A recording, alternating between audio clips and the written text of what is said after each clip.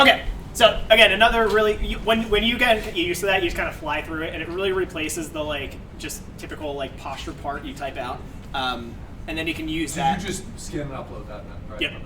Mm-hmm. Other things that are typically done in scoliosis evaluations that I basically am going to review some of the ones that I utilize, but there are options out there. Some people take a look at the total height and the trunk height in the individual because theoretically, you actually might notice an increase in trunk height depending on what you're doing for postural correctives as the curve either corrects from a functional standpoint or just improves maybe over time. So I typically don't take a look at that, but that's just from a time perspective usually. But it's something that some people do utilize as another way to see how things are improving over time.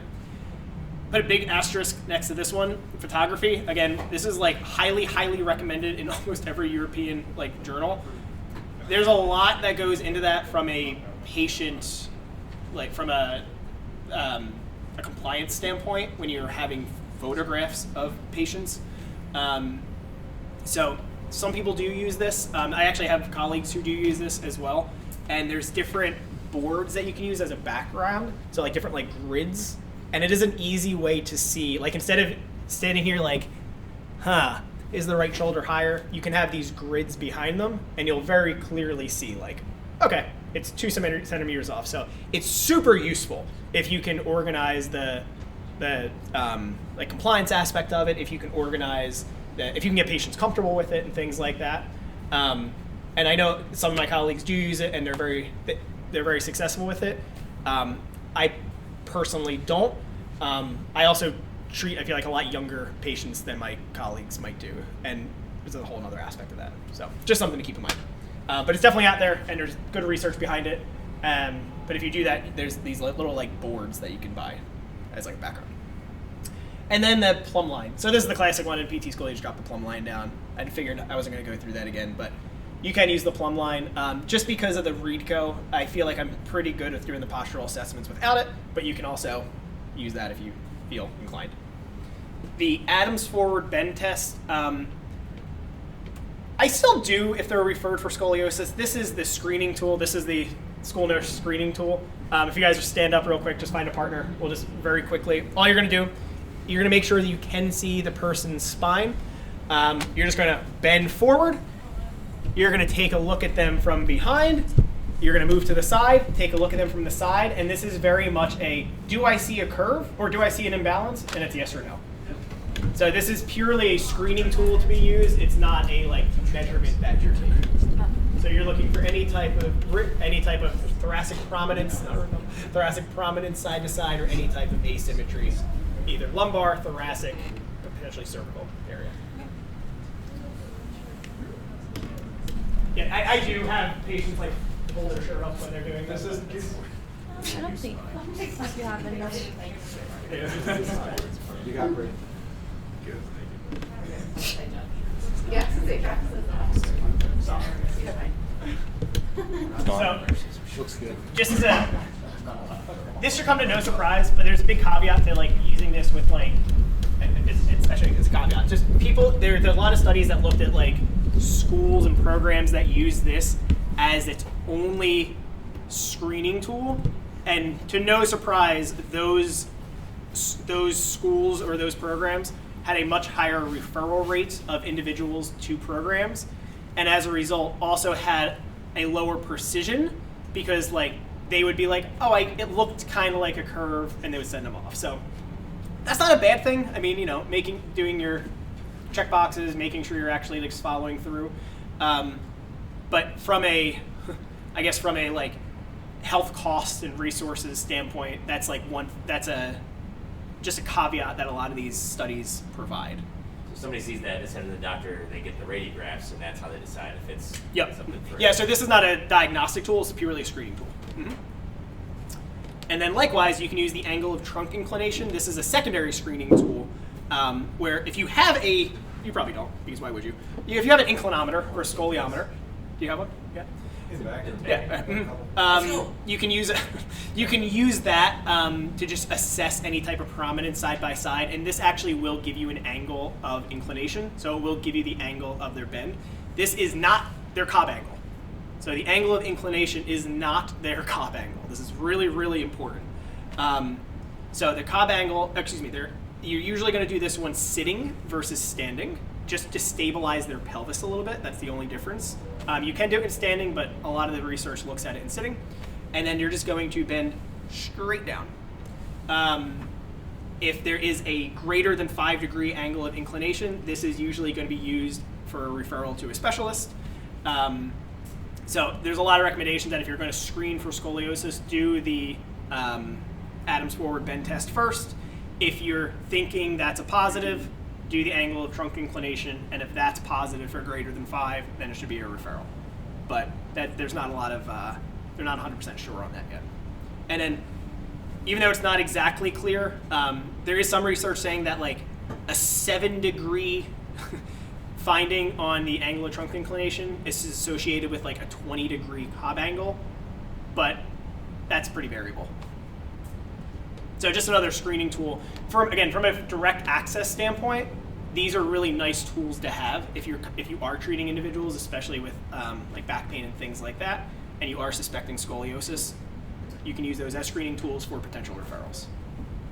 Chris, now that you said, do you have any idea why the Adams one wouldn't do it seated as No well? idea. my thoughts are that it's quick and easy, but I mean, it's pretty easy to have a chair. I agree. To just take the pelvic, like you said, leg length is now limited, Yep. right? When I looked at the ATI, I was like the angle of trunk inclination. I was like, oh, that makes sense. Doing it sitting makes more stabilized. sense. Exactly. But the forward bend, I don't know why. Respiration pattern. This is what we briefly talked about before. You do want to get a general assessment of their trunk expansion. A lot of different, you guys I know all do really good jobs in different ways of assessing this, but it's a good idea to see where their pattern of breathing is. When you are encouraging more postural correctives, you're going to be doing a lot of guided breathing in areas that are typically more restricted, and having a baseline measurement is a good idea. So again, for this, my usual method is I grab a tape measure, I usually put it around right where the diaphragm is, I'll put it around the chest, and then just get an idea of where they're at. There are normative values for that, but I didn't really want to get too far into that. Hypermobility testing, this might be a result of my environment. I do this for a lot of my evals because it takes about 30 seconds, but the bait and score, this is when you're just going to be pulling their little fingers back beyond, if they can go beyond 90 degrees, it's positive. If you can put their thumb back and touch the forearm, that's positive. If you can bend the elbow past 10 degrees into hyperextension, that's positive. If you can bend their knees beyond 10 degrees, that's positive, hyperextension. And then if they can go hands flat with knees straight and bending at their waist. If they have a score of 5 and they're an adult, so above the age of 18, that's positive. If they're below the age of 18, they need a score of 6 to be positive, and you assess on both sides. Makes sense? So, quick and easy, but you're still going to do all of your, you can do your leg length type stuff. You can do the apparent versus true, looking at ASIS to medial malleolus, and then umbilicus to medial malleolus, or whatever landmarks you want to use.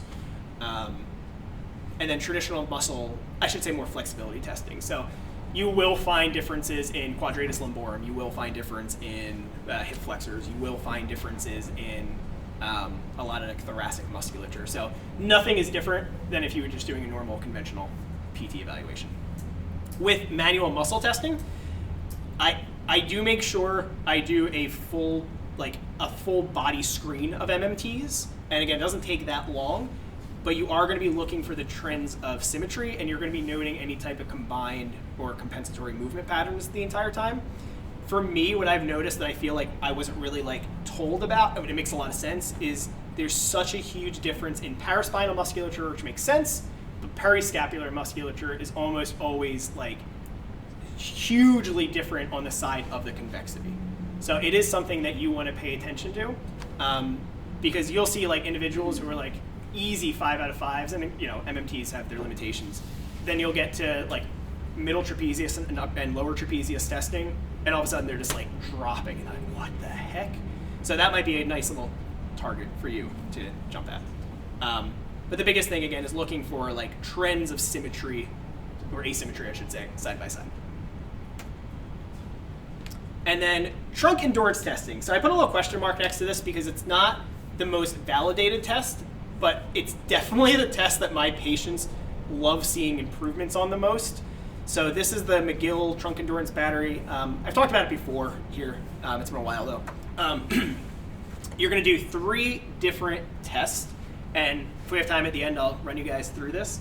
But basically, you're going to be looking at trunk flexor endurance. You're going to be looking at the lateral trunk endurance, and then extensor endurance. You're going to be getting ratios of all of them, and then here are the normative values of what those ratios should look like. For me, this is great because like you will see a huge difference in like the side planks side by side, but it's nice for patients because this is something that they know will get better. So they're always like pretty excited because they're like, I'm working on my side planks, and then just like checking it out. So it does help. Again, the validation, it's not that it's not validated, it's just the evidence isn't great for it. But I know personally that patients really enjoy anything that they can like make a notable difference in. And this is one of those like, if you put the work in, it'll get better. So the trunk flexor endurance test is basically if you have an individual, can I use somebody real quick just for examples? Can you sit facing that way and long sitting? So you're gonna scoot back a little bit. Perfect. And bend your knees in towards you. Awesome. I want you to stick your chest out. You're gonna get as high and tall as possible. Okay. There you go. And then hands across in front of your chest. You're gonna stay nice and tall through the spine. Feet are gonna be about shoulder width apart, right there. I'll give a little bit of support here. You're gonna go back, keeping everything nice and tall, just a few degrees. I'll tell you when to stop. Right there. So the research calls for like 60 degrees-ish of trunk flexion. Then you're gonna hang out here. Starting to feel a little burn in the hip flexors in the front just a little bit. That's the test. You just hold it there, okay? You're not supposed to like hold them super tight. I usually just give them enough so they don't like feel their like toes flying up. And that's the trunk flexor endurance test. The side, the lateral test I should say, is a side plank. I usually do, for those of you guys who, a while ago, we talked about like the difference in like the McGill side planks versus like normal side planks. I usually do the McGill cross leg, or the stacked ones, like that. Yep. And then same thing, hands on your hip. You're gonna get straight here. And I'm just super strict on the posture when they're doing it. So I don't wait until they're like super fatigued and done. As soon as they break out of the starting position, I might give them one warning and then just stop them from there. So what are norms? I'm sorry? What are norms? So the norms are based on ratios. So there's a flexion extension norm. So your extensor should be more than your flexor. Your side planks should be as close to 1-to-1 as possible. And then your extension should be significantly better than your side planks. So the extension one is basically Sorensen's test. Does anyone need to see Sorensen's test? Let's do it. So can you go flat? Your hips are going to be here. Your head's going to be that way. There you go. Mm-hmm. And then scoot down. So your hips are going to be right there. Walk So your hands go, out. whoop, go that way. There you go. I was like off the Go that way. And then from here, you're going to hang on. You're going to cross your arms. You're going to come up into neutral, so lift yourself up. Beautiful. And you're going to hold there. I was like, you got me. Luke, do you know what's normal for that? Time-wise? I don't want to know. 4 minutes. What? There's some crazy Go. studies associated with Sorensen's test. And did you hear Lex there? You got like a vein pop. I'm gonna let go of you. So there's some crazy studies associated with Sorensen's test, and some of them are like wild to me. Like I think I talked about this before. Like some recommend that you don't deadlift unless you can do Sorensen's test for like 2 minutes. Which anyway, so those are the 3 like tests that I use for muscle endurance. That again, I think patients really like because the treatment for it is pretty simple. Like just do those.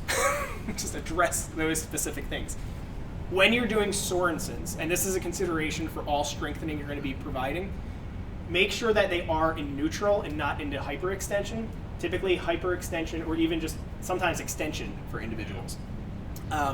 With the areas of compression on the spine will be painful for them, will be more problematic. That's also true if you're providing more like resistance training. So I think you guys know this by now, like there's not a bad exercise out there, it's just like the right context, it's the graded exposure, it's the appropriate for the individual. that being said, like, it's kind of like managing an individual with like a spondy. Like, can individuals with spondies do extension-based exercises? Sure. They just have to be built up to it over time. But it's also not like someone comes in, you're not going to be like, all right, we're going to start with hyperextensions. No, you're not going to do that. So it's the same idea. I wouldn't start with any crazy extension-based activities for scoliosis patients. There are some recommendations that I gotta be honest, I choose to somewhat ignore because there's not really great evidence and it somewhat goes against my treatment philosophy. So if you want to try to like avoid using a lot of like long paraspinal musculature initially because of the asymmetry side by side. So like they think that if you're doing a lot of exercises that work the paraspinal musculature, one side will automatically be loaded more than the other side because of the asymmetry, and over time you're basically going to contribute to the curve because of the asymmetrical development, which goes in the face of saying like graded progression is, or progressive resistance is kind of the way to go in graded activity exposure. So it's just something to keep in mind over time. And it's also why I do a lot of unilateral stuff versus more bilateral stuff. So exercises in general. Again, the goal of our exercises is this auto correction in 3D. So getting patients to be able to correct themselves with like as minimal outside disturbance or outside like cueing as possible. Okay, because you want to give them something they can repeat easily. On the very first day, I typically have a conversation. So you want to try to start this corrective process at the pelvis. So even if somebody has a thoracic curve, I almost always start by making sure their pelvis is relatively balanced, okay? And this is why some of that previous terminology that I said is like kind of hard to explain, but like the 3C, the N3C, all that stuff, they talk about the pelvis more. But basically you want to try to get everyone's orientation initiated at the pelvis. Because if you have like, picture like Jenga blocks. If you have a Jenga block almost like sticking out, you don't just try to like push that out. You try to stabilize above and below and then push it. If you just push it, the whole thing's gonna go to the side. So a lot of times people try to like address at the site of the asymmetry, and all you're really doing is just pushing the curve, and then you're getting another asymmetry lower. So the typical recommendations are stabilize the pelvis first. Get the pelvis neutral. For patients, the way I explain it to them is they're gonna sit. Their posture when they're sitting, whatever it may be, this is how everyone sits, this is how I sit. You're like, okay, do you feel equal pressure on both of your sit bones? And then they usually say, what are my sit bones? I'm like, your butt. So you feel equal pressure on both sides of your butt. And then a lot of times we're like, no. So I'm like, okay, I want you to sit and try to find that. And then they just do like this back and forth. All right, do the same thing and now try to sit nice and tall. Then they sit. I have them put their hands on their hips, and I basically just have them go until they feel like they're getting equal pressure through both of their ischial tuberosities, okay? Usually the feet are on the ground, okay? But for the sake of showing. That is going to be their neutral pelvis position. I will take a visual inspection of it. So like if they do that, and let's say they have a lumbar curvature, if they do that and all of a sudden they're like this to do it, I'm not happy with that. And to the degree of which I'm not happy, like it's hard to say, you'll see it, okay? But typically find that equal position. From there, this is where you're going to give a lot of cueing for their trunk, for their overall posture. So we talked about the individuals. I'm going to try my best to simulate this. When you have that thoracic prominence on the right, you have that sunken in kind of rib cage on the left, you have the flare on your left, and then the opposite on the back, okay? So they have like, can you guys see? They have like this kind of contorted posture. What you're going to do is you're going to focus the breathing so that you are going to try to fill this space with air, okay? And it might be some cueing, but when they breathe in, a lot of times you'll see that like breathing through the chest, breathing through the thorax, and you're gonna try to cue specifically breathing here. So you'll see me, as soon as I breathe in there, I'm automatically kind of getting my chest out, getting a little bit more expansion, using that to fill in that space. After they get that down, I'm gonna do the same thing, but tell them to breathe in and fill this little gap up. And it's super weird for people when you first tell them. A lot of times they're like, like they don't really know what to do. But give them the tactile cueing, give them the cueing they need, because your goal is to basically get this breath to fill that space up. And then over time, the idea is that with that breath, they basically obtain this like more neutral posture. Because they're using breathing and not like anything else, it's very rarely painful. It might be weird, it might be uncomfortable, they might be like, this just feels strange.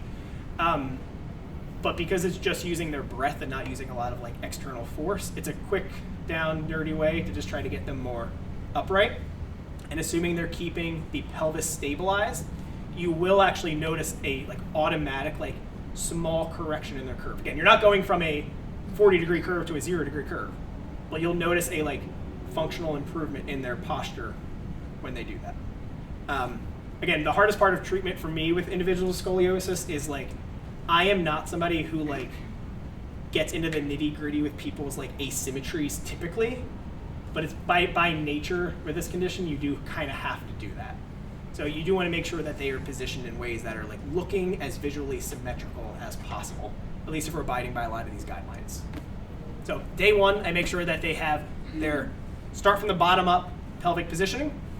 I make sure that they have a good understanding of these different breathing patterns and how to utilize it to keep themselves in this more neutral position.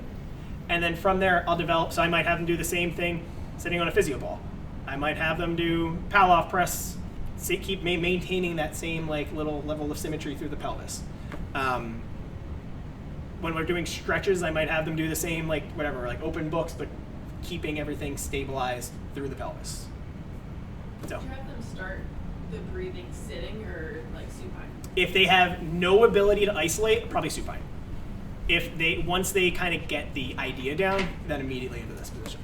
I try to start it here, just to save time. If like a lot, this isn't. I should say this. This is like awesome population to treat. Like this is a super fun population to treat because you're primarily working with like otherwise like normally developed children and things like that. So you have a pretty typical like high motivation, high level of fitness, so like it's a really awesome population to treat.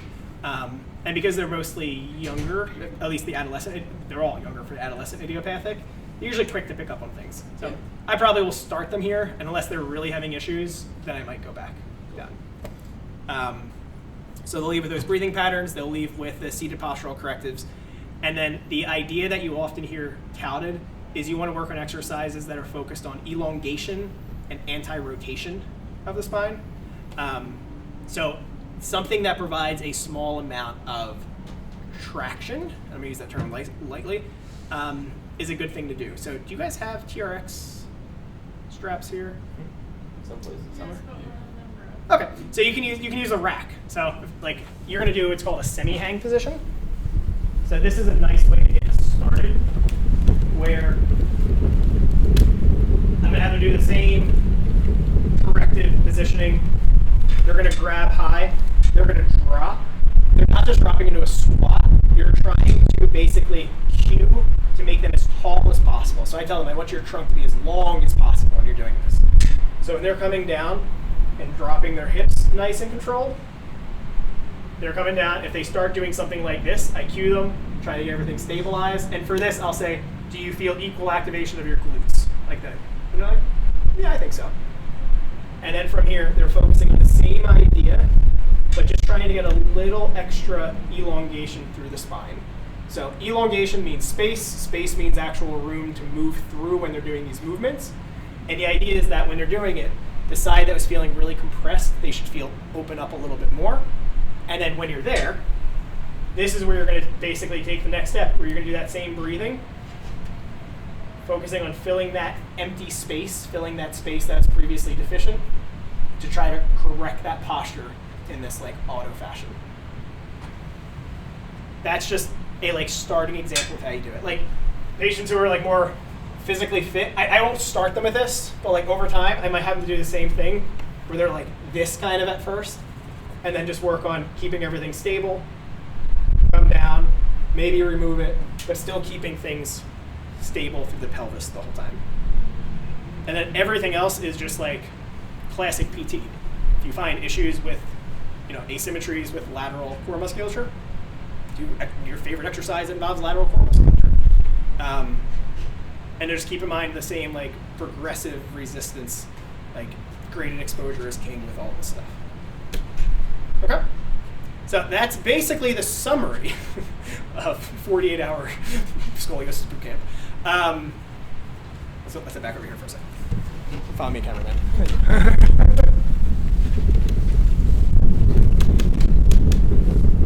So I think that the gist of this is, I think it's much more important to have an understanding of the anatomy and the kind of pathogenesis of what scoliosis actually is, because that's going to help influence your exercise selection versus giving you like, these are the 5 best exercises for scoliosis, because it's like treating every other population. There's not like a set thing you should be giving everybody other than these like postural corrective based movements. Okay? That is the end of that presentation. Thank you, guys. Thanks. Any questions?